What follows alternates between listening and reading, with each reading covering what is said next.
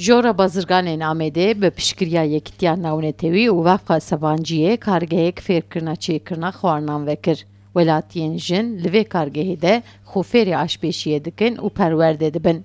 Di kargehê de sî xwendekar her roj çêkirina cureyên xwarinên bajarê Amedê hîn dibin.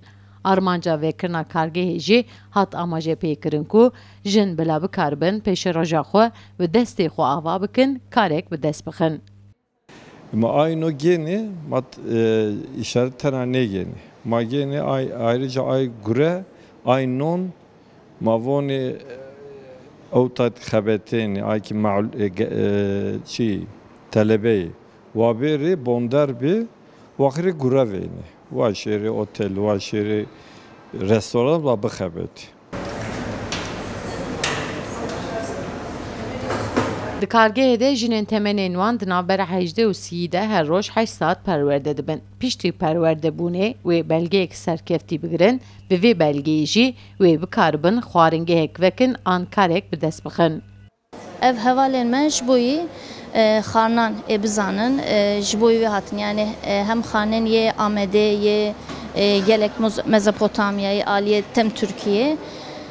Armanca me Rusya'ya yani ev hevalên me ji xwe re karkî dest pê bikin an ji xwe re derkî bişixulin yani yan restoran yan otel yani ji bo yî xarinê çi hebin armanca we jî yê hevalê jî wisa ne. Ez mühendisim, ziraatçıyım ben.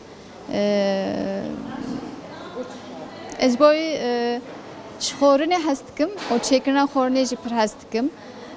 Dixwazim tiştê ku ez nizanvim, li ji vê hatime vira ku hîn bibim.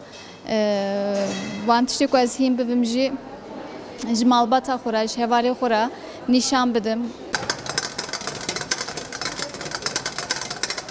Jora bazırganên Amedê berênihajî ji Wezareta Çandê a Tirkiyeyê ji bo 5 xwarinên bajarê Amedê re nîşaneya erdnigariyê wergirtîbû. Bi vê nîşaneyê xwarinên Amedê hatibûn tesdîqkirin.